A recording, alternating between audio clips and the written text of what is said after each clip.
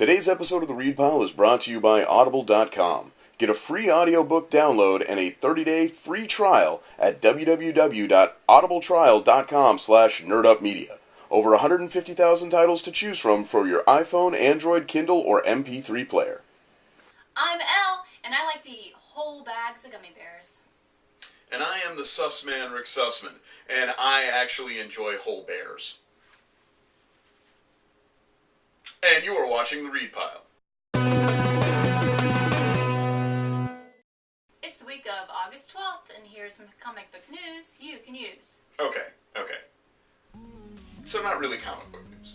We are a show about comic book news, and it's news about us, so that works. As many of you noted from our awesome responses on Instagram and Twitter, and from my written report about our trip, we went to the 127 yard sale the last few days we've been there. That's why the show is going to be a little late, because we just got back recently, and honestly we had to get to our local comic shop, and it's been a little bit of a mess. Going on vacation requires you to have a vacation when you return. Anyway. Well, that and organizational skills. Okay, we do lack a lot of organizational skills, as evidenced by... So, the comics, they're everywhere. So, everyone read my report. I don't know if you have a lot else to say. How did you enjoy your, looking at it from a comic book lens, so to speak, how did you enjoy your trip up the 127 corridor? As just in a whole, or more like from comic book? For a comic book fan. From the eyes of a comic book fan, I was highly disappointed. Because, unfortunately, the industry is booming. Yeah. And more people are watching the movies, which is great. Not a problem. If you don't read the comics but you like the movies, I don't really care. Whatever. Does well for the industry, keeps the industry going. It's not a bad thing. I mean, you like the movies. If you specify, I like the movies, just don't read the books, I'm not gonna get mad. I don't care. That's what you like. Thank you for contributing to our nerd culture. Yeah. You like what you like.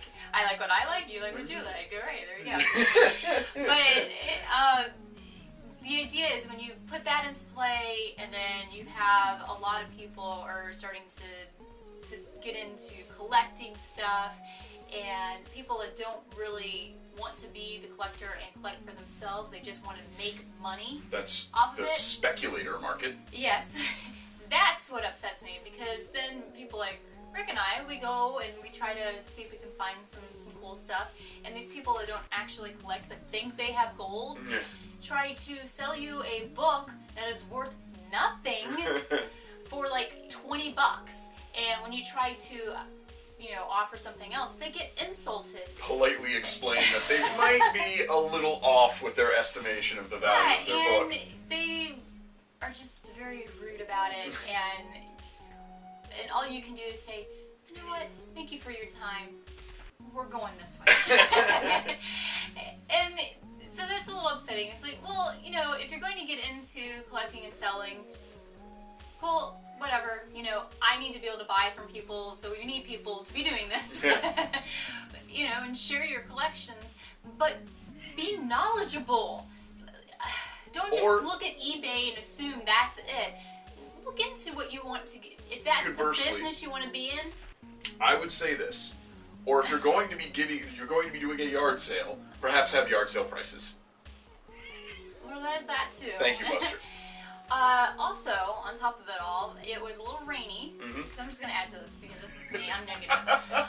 When it is raining for the first 2 days of the sale, you may not want to leave your stuff out overnight. does put a hamper on. Because when it's waterlogged, it's definitely not worth $20 now.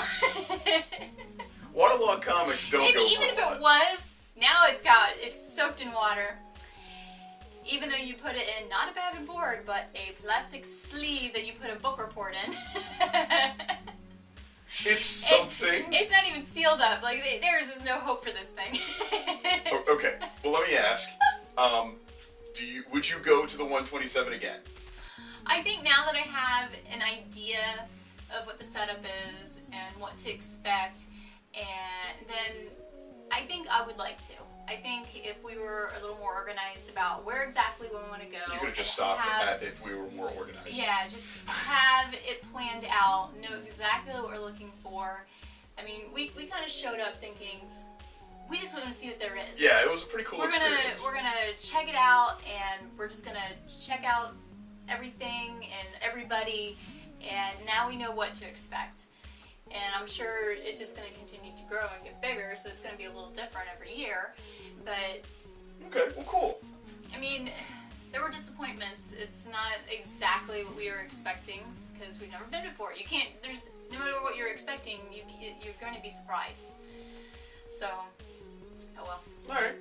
Well, there you go. There's our official both parties report from the 127. We have a ton of books to review this week. She actually has half a dozen. So we should probably get to work on that. Let's get to reviewing. Time for comic book reviews. Alright, I got 6, so let's get going. First up, Starfire. Alright, we're on issue 3. So I've been finding this series very cute, fun, and it's Connor and Palmiotti, and they know how to make a good read, and they know how to throw in those little jokes and that nerds are gonna love, and it's fantastic. And it's still keeping me interested in a character that I before had no interest in. It's not that I read something about Starfire and I didn't like it. I just had no interest. And this has actually grasped my attention. And it's very cute. She's still trying to find her little spot here in Key West. And things are just starting to go haywire. It's really... she kind of makes a point in this issue too, where she's like, you know, it's such a beautiful place, but all this stuff's going down. Like, for real? And it is kind of funny when you think about it. You're like, okay, well, you know, was nothing going on before until she showed up? I mean, it's just, it's kind of weird. And apparently the thing that showed up in the last issue is something that we're dealing with. And this big monster is actually not here for her. It's for somebody else that's on the island. So that's pretty interesting. So, definitely gonna keep reading this, see what's gonna go happen. And up next, we are talking about another comic that is very fun, light reading. The Unbeatable Squirrel Girl. Alright, issue 8. So, very cute. Her friend gets to go to Asgard, and it's pretty funny. Let me just tell you, you get to meet Cat Thor. Cat Thor is unbelievably cute. And oh my gosh, it says a lot for this series. You get to meet Cat Thor. If you want to know more, you need to pick up the issue and you need to read it. It's pretty adorable, and just the fact that they're able to have some comical looks at some of the heroes, like Spider-Man. He's like, oh, you know, I'm sorry for, you know, having my mind taken over again, and he sends a card to her. It's pretty adorable. Moving on. Alright. This one, I wasn't sure about. Catwoman. It is issue 43. 43 is actually supposed to be a good jumping on point. It even says it on the issue. It says, all new storyline starts today. Cat Scratch Fever. I was not in love with Catwoman when it rebooted for the new 52. I couldn't continue reading it. I had absolutely no interest in the storyline. I could not get behind her, which was really depressing because I love Catwoman. I was obsessed with Catwoman before, and it was just, I couldn't make myself finish an issue. And so I saw in the previous catalog, I said, hey, look, it's saying that this is a good jumping on point. I said, okay, I'm gonna give it another try. No, I'm not. I mean, it was cute that she gets to meet the new Batman in this issue, but I still don't care. I think I'm gonna have to wait for another reboot. I don't know. Okay, moving on. Bombshells! Yay! Oh my gosh, it's so adorable. It's absolutely adorable. And it's exactly what it says. It's the bombshells. Oh, it's so cute. And I'm looking forward to continue reading this. But let me just kind of give you an idea. It starts off with Batwoman. And I don't know if it's her girlfriend or her wife or her partner. And they are just so adorable together. And they are ready to fight crime. And now they're being called in to fight the war. And you get introduced to Wonder Woman, and you're seeing the stories picking up and how they're eventually, I'm assuming, gonna come together to help. And so it's cute. I have already fallen in love with every character that has been introduced so far, and it's lovely. It's lovely. And the artwork alone, it's beautiful like that. Now, speaking of beautiful, I don't know how I did this. I actually didn't mean to set this up. Next up, beauty. No, seriously, I didn't set that up. I didn't realize I was going to do that. That's kind of ridiculous. I feel terrible inside. I don't know. It just came together too well. Alright, this is a new book. Summon It Up. Also, I found this in the previous catalog, so if you don't check out the previous catalog, you really should. It's very helpful. So, beauty. It is a world where there's a new STD. The STD actually causes people to become more beautiful. Their skin is more firm, their faces are more thin and just no wrinkles. They look younger. Their thinning hair becomes thick again. They become beautiful. And so, well, I should say model beautiful. I mean, but it's just, it's amazing to have that concept. Like, okay, that's kind of odd. And they make a point of it that because it has this effect, people are willing to go out and try to get this disease because they want this. Oh, it's cheaper than going and having plastic surgery. Apparently it's, what they're trying to hint at is maybe it's less traumatic on your body to just go get this disease than to go through surgery or to maybe exercise or whatever. But it's just the concept of the whole idea of this world is pretty fascinating. I definitely want to read more because apparently the disease, there's way more to this disease than they thought, and this is starting to crack open a little bit, so it's pretty amazing. And it was definitely a hard one. After reading this one in my pile, I said, you know what, I think this might be my pick of the week. I really thought it was going to be my pick of the week, but if you knew what came out this week, you know what my pick of the week is. And that one I saved to read last because I know I needed to wait to save it last, because like you're supposed to do, you're supposed to eat your dessert at the end of your meal. So I waited. And my pick of the week, Batman. It's Batman. Oh my goodness. I don't know if I made this comment before, but Snyder, you are the Moffat of Batman. You can tear into people's hearts and then repair them. Tear them open again.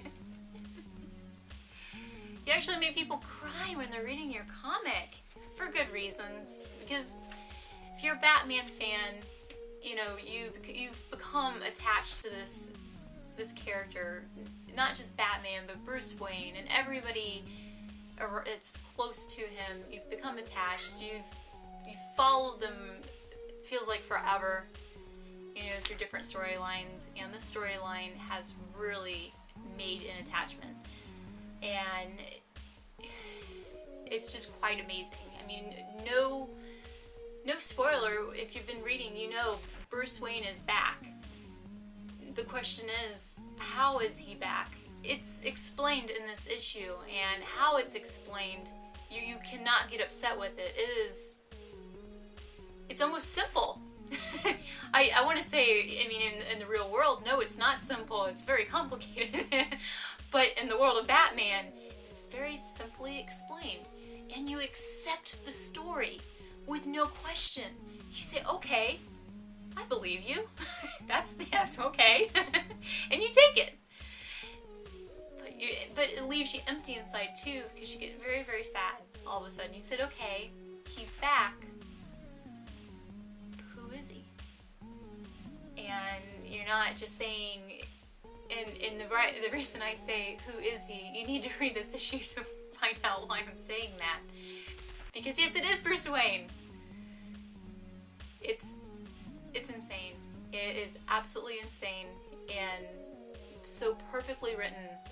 And now you have this character, Mr. Bloom, that is just taking over the city. And what he does,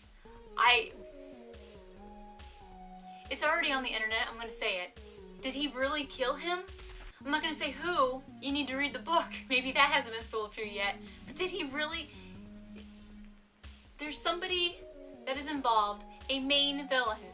And is it possible? Could he be dead now? It's crazy. My whole world is just, it's just everywhere. Oh my god. I don't know how to recover from this. I'm gonna try, because I need to read the next issue. I really do. I wish it was a weekly now, but, you know, I understand. I will wait. In the meantime, we'll talk to Rick. Rick! Rick! Your turn. Thank you for those... thank you for those, reviews, Elle. My read pile, not as substantial. This will be slightly less,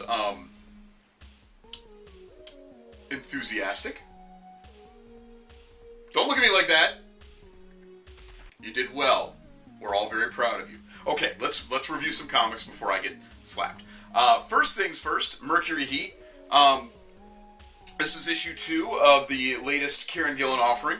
I'm not going to go too detailed on it, because we have an issue of Uber that he wrote that I really want to talk about. We'll get to that in a minute.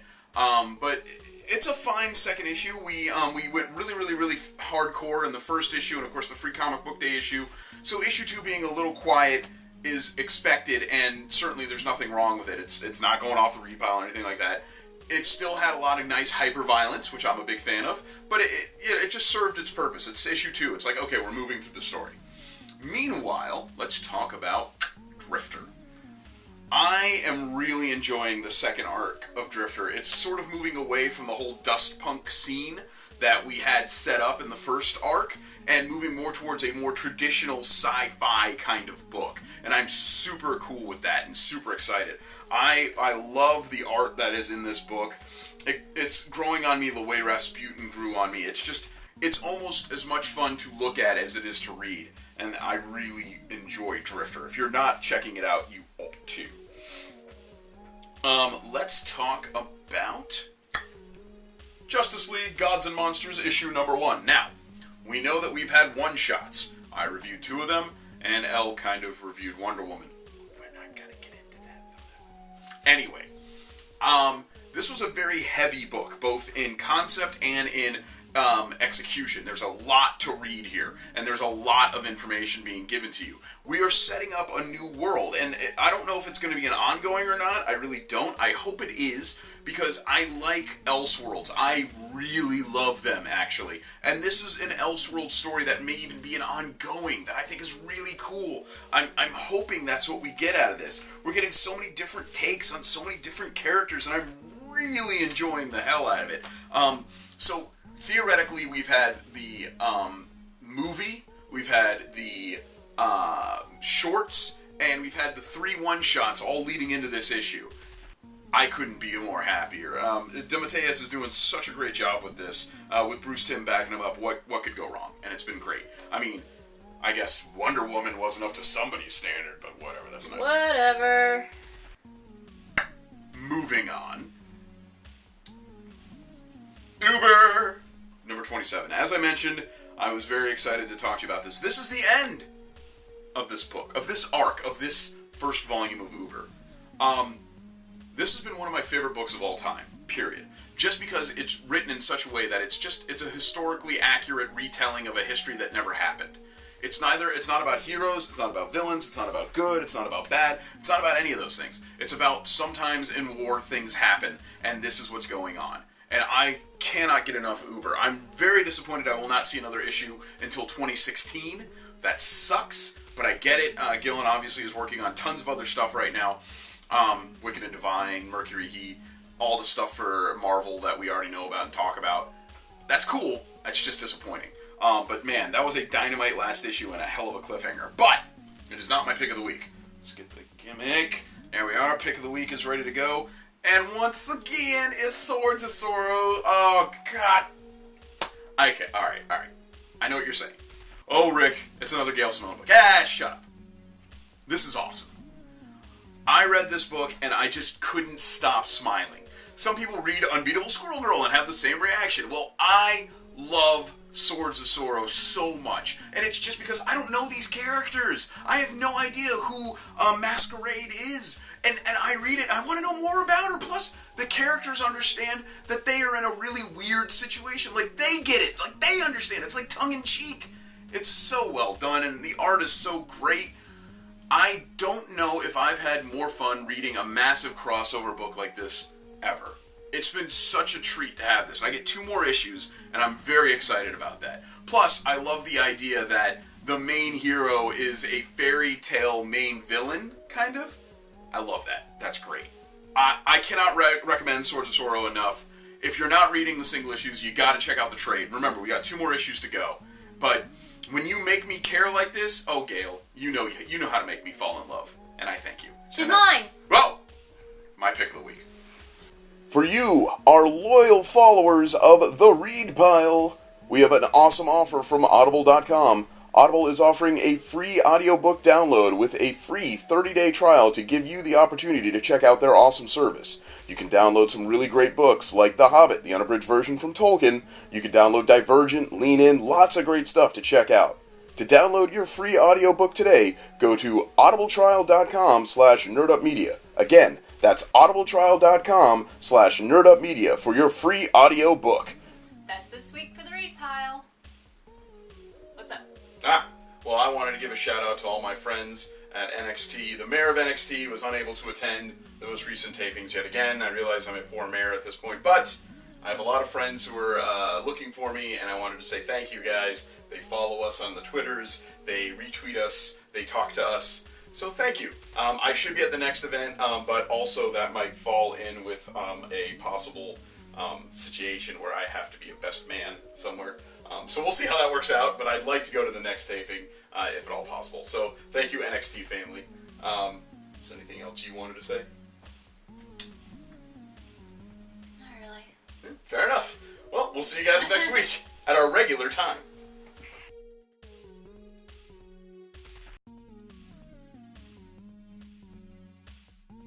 Starting up, we have Starfire. Hold on, I have a cat. Stop it!